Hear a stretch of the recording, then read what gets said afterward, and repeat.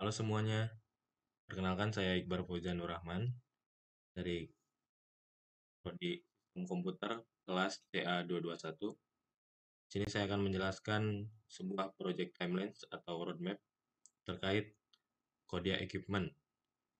Kodia Equipment ini merupakan aplikasi berbasis website yang digunakan untuk penyewaan perlengkapan event.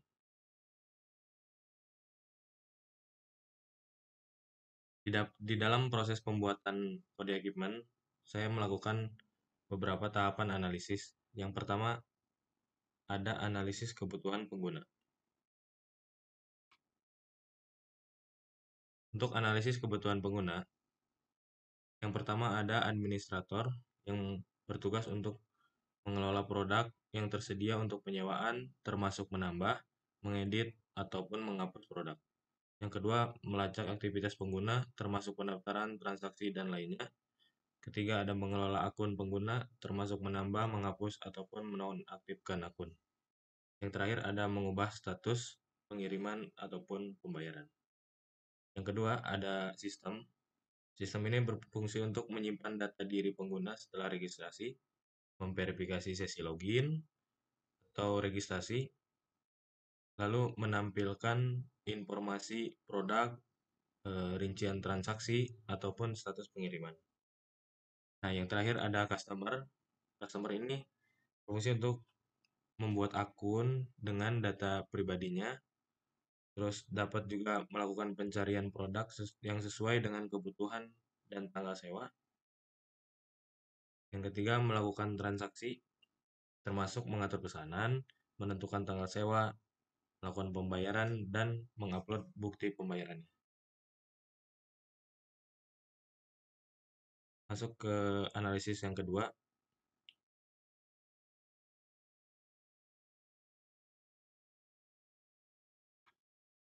analisis kebutuhan perangkat lunak. Yang pertama, saya menggunakan Virtual Studio Code yang berfungsi untuk text editor nantinya. Yang kedua, ada Bootstrap 5 sebagai framework CSS atau saya gunakan untuk styling website saya nanti. Ketiga, ada XAMPP untuk membuat server lokal. Yang keempat, ada Windows 11 sebagai operating systemnya. Dan yang terakhir, ada web browser untuk menjalankan aplikasi yang berbasis website nantinya.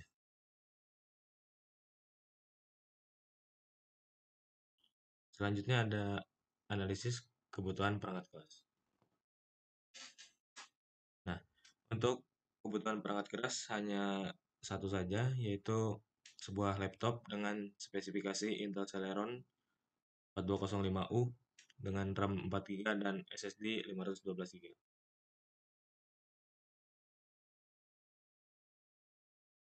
Selanjutnya ada analisis kebutuhan sistem. Di analisis kebutuhan sistem ini ada beberapa fitur. Yang pertama, daftar. Fitur daftar ini sistem harus menyediakan form yang dapat diisi dengan data diri customer. Kedua, ada login. Sistem harus memvalidasi informasi login dan memberikan akses ke fitur-fitur yang sesuai dengan hak akses pengguna. Lalu yang ketiga ada manajemen produk. Manajemen produk ini memungkinkan admin untuk menambahkan, mengedit, serta menghapus produk dengan informasi seperti nama, deskripsi, gambar, harga sewa, dan tanggal ketersediaan. Yang keempat ada pemesanan atau transaksi. Transaksi ini harus memungkinkan pengguna untuk menyusun pesanan, menentukan tanggal sewa, dan melakukan pembayaran. Yang terakhir ada pengiriman. Sistem harus menyediakan alat yang memungkinkan admin merubah status pengiriman dan customer untuk melihat status pengirimannya. Tahapan analisis terakhir yaitu analisis bisnis. Dalam analisis bisnis ini ada 6 bagian. Yang pertama ada performance. Di dalam penyewaan konvensional atau sistem yang sedang berjalan, kelemahannya adalah kinerja mungkin kurang optimal karena semua transaksi dilakukan secara manual. Sedangkan dengan sistem yang saya buat atau yang berbasis website, kinerja lebih cepat karena pengguna dapat mencari, memilih, dan memesan produk secara online dalam hitungan menit. Kedua ada information. Kelemahannya itu kalau di sistem yang sekarang ini banyak digunakan adalah atau yang offline, informasi produk dan ketersediaan mungkin hanya tersedia dalam format fisik atau melalui komunikasi langsung dengan penyedia. Sedangkan yang berbasis website, data produk, ulasan, riwayat transaksi tersedia secara online, memungkinkan akses yang lebih mudah untuk pengguna nantinya. Yang ketiga ada faktor ekonomi. Dalam faktor ekonomi, biaya operasional mungkin lebih tinggi karena memerlukan banyak pekerjaan manual, seperti mencatat pemesanan, menangani pembayaran, dan mengelola inventaris secara manual. Sedangkan yang berbasis website lebih efisien karena secara ekonomi, otomatisasi proses penyewaan mengurangi biaya operasional, seperti pekerjaan manual yang berulang. Yang keempat ada kontrol. Di dalam sistem yang konvensional, kontrol mungkin lebih sulit dilakukan karena informasi dan transaksi tersebar dalam berbagai format fisik atau digital yang sulit diawasi. Sedangkan di dalam web, kontrol lebih baik karena pengelolaan informasi, izin akses, dan keamanan dapat diatur dengan lebih mudah melalui sistem manajemen website. Selanjutnya ada efisiensi. Kelemahannya adalah kurang efisien karena proses penyewaan cenderung memakan waktu lebih lama dan memerlukan lebih banyak tenaga kerja manusia. Sedangkan yang berbasis website lebih efisien karena proses penyewaan diotomatisasi, memungkinkan pengguna untuk melakukan transaksi dengan cepat dan mudah. Terakhir adalah services. Layanan mungkin terbatas pada komunikasi langsung dengan penyedia peralatan, dan dukungan pelanggan mungkin terbatas. Sedangkan yang berbasis website, layanan lebih lengkap dengan antarmuka pengguna yang memadai, panduan penggunaan produk, dan dukungan pelanggan yang lebih mudah diakses. Selanjutnya ada skema perancangan sistem. Nah, di dalam skema perancangan sistem ada 4 tahapan. Yang pertama, flowchart. Flowchart ini sebuah representasi visual dari langkah-langkah dalam proses pembuatan website.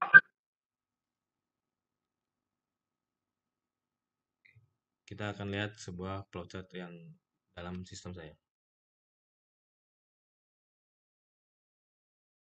Berikut adalah alur dari flowchart. Yang pertama adalah customer akan memanggil sebuah website. Lalu sistem akan menampilkan halaman awal website.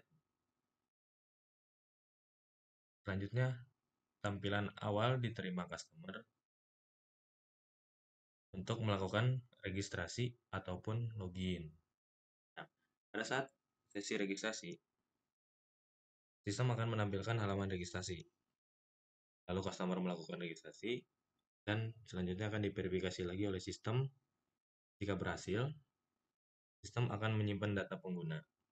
Namun jika gagal, sistem akan menampilkan lagi halaman registrasi.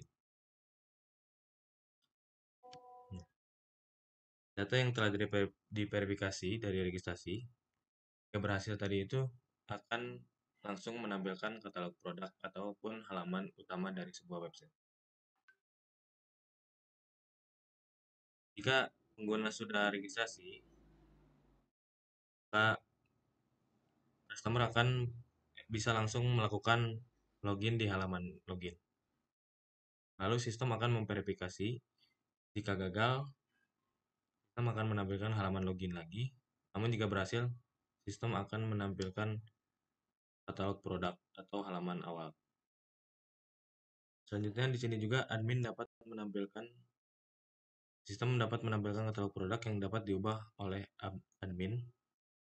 Selain itu, customer pun dapat memilih produk, lalu memasukkannya ke keranjang ya, yang ada di dalam sistem. Lalu sistem akan memverifikasi pesanan dengan menanyakan kepada pengguna jika ingin menambah produk, maka tampilan katalog produk akan ditampilkan lagi. Namun jika telah selesai, maka akan muncul sebuah format untuk pengisian alamat pengiriman. Lalu customer jika melakukan checkout, laporan akan diterima oleh admin, lalu admin mengirimkan invoice pada sistem, menginput. Di sisi customer pun akan menerima invoice, lalu akan melakukan pembayaran, mengirim buktinya, mengupload. Nah, sistem akan menyimpan bukti, lalu admin akan menerima bukti pembayaran. Selanjutnya, admin akan merubah status pembayaran, mengirimkan barang, lalu mengubah status pengirimannya. Sistem nanti akan menampilkan status pengiriman yang bisa dilihat oleh customer. Yang terakhir selesai. Yang kedua adalah DFD.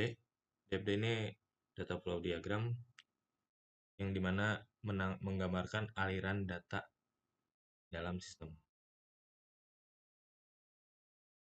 Di sini ada DFD yang level 0. Di dalam DFD ini ada dua entitas. Yang pertama admin, yang kedua customer. Aliran data yang masuk dari entitas admin ke sistem adalah data pengguna untuk mengatur informasi pengguna baik admin ataupun customer yang memiliki hak akses yang berbeda-beda di dalam sistem. Data produk untuk memberikan informasi secara spesifik produk yang dapat disewa. Lalu ada data pengiriman untuk memberikan informasi status pengiriman barang yang disewa. Sedangkan untuk output yang diterima oleh admin adalah informasi pengguna dari proses pengelolaan data pengguna, informasi produk dari proses pengelolaan data produk, dan terakhir informasi pembayaran dari proses pengelolaan bukti pembayaran. Di sisi customer, data yang masuk dari entitas customer ke sistem adalah data diri yang digunakan untuk registrasi. Lalu ada bukti pembayaran yang digunakan untuk membuktikan transaksi sudah dibayar. Sedangkan output yang diterima customer berupa informasi produk dari proses pengelolaan data produk. Kedua ada informasi pengiriman dari proses pengelolaan data pengiriman. Selanjutnya ada DFD level 1. Pada proses login, setelah memanggil website, admin maupun customer akan melakukan proses login yang selanjutnya akan diverifikasi oleh tabel ISO. Pada proses registrasi, jika customer belum memiliki akun, maka akan mengisi data diri dulu. Setelah itu, informasi customer akan diinput ke tabel customer dan akan diverifikasi oleh admin. Yang pada proses ketiga, yaitu informasi produk. Data produk yang telah diinput oleh admin akan disimpan ke tabel produk. Lalu tabel produk akan mengirimkan data berupa tampilan kepada sistem yang dapat diterima oleh customer. Tampilan. Pada proses keempat yaitu transaksi, customer akan melakukan penyewaan yang dimana datanya akan terinput di tabel penyewaan. Selanjutnya, customer akan melakukan pembayaran dan akan terinput ke tabel pembayaran. Lalu, laporan transaksi akan diterima admin. Pada proses terakhir, admin akan merubah status pengiriman yang akan diterima oleh tabel pengiriman, lalu status pengiriman akan disampaikan kepada customer. Selanjutnya ada ERD atau Entity Relationship Diagram. Diagram yang menggambarkan hubungan antara entitas dalam sebuah database. Nah, berikut ERD-nya. Di dalam tabel customer, terdapat ID customer sebagai primary key, nama lengkap, alamat email, alamat fisik atau alamat pengiriman, dan nomor telepon. Hubungan membuat dengan tabel penyewaan menunjukkan bahwa pelanggan dapat melakukan satu atau lebih penyewaan. Dalam tabel penyewaan, terdapat ID produk sebagai origin key, ID customer, origin key juga, dan ID penyewaan sebagai primary key. Lalu ada tanggal mulai dan tanggal selesainya.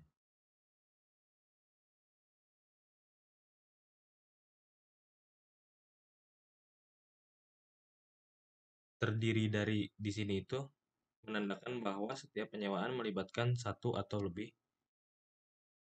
produk. Lalu yang menghasilkan ke tabel pembayaran ini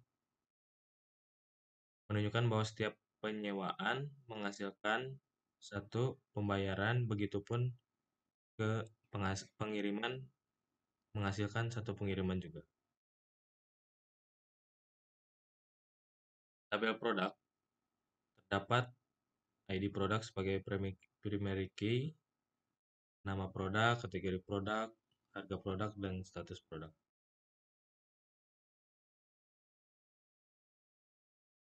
Di tabel pembayaran ada ID penyewaan sebagai origin key, ID pengiriman sebagai primary key-nya, tanggal pengiriman, dan status pengiriman. Tabel pembayaran pun ada ID pembayaran sebagai primary key, ID penyewaan sebagai origin key untuk menghubungkan pembayaran dengan penyewaan, tanggal pembayaran, dan status pembayaran. Data terakhir ada mapping, menggambarkan atribut-atribut yang dimiliki di setiap tabel. Pertama ada tabel user. Tabel user ini memiliki satu buah origin key berupa ID customer dengan tipe data varchar 5, lalu primary key ID user dengan tipe data varchar juga, username, password, dan tipe user juga dengan tipe data yang sama. Di tabel customer ada ID customer sebagai primary key dengan tipe varchar, lalu diikuti dengan nama lengkap, alamat email, alamat fisik, nomor telepon dengan tipe data yang sama. Tabel produk ada ID produk sebagai primary key, nama produk, kategori produk, harga produk, status produk yang menggunakan tipe data varchar semua. Tabel penyewaan ada ID penyewaan sebagai primary key, ID produk, ID customer yang sebagai origin key dengan menggunakan tipe data yang sama yaitu varchar, lalu tanggal mulai dan tanggal selesai menggunakan tipe data date. Tabel pengiriman pun ada primary key berupa ID pengiriman, origin key, ID penyewaan dengan menggunakan tipe data varchar, tanggal pengiriman menggunakan date, lalu status pengiriman menggunakan varchar juga. Yang terakhir ada tabel pembayaran. ID pembayaran sebagai primary key, ID penyewaan sebagai origin key yang terhubung dengan tabel penyewaan, menggunakan tipe data varchar, tanggal pembayaran menggunakan date, lalu status pembayaran menggunakan varchar. Mungkin segitu saja penjelasan dari proyek yang saya buat dari tahap analisis hingga skema perancangan. Terima kasih.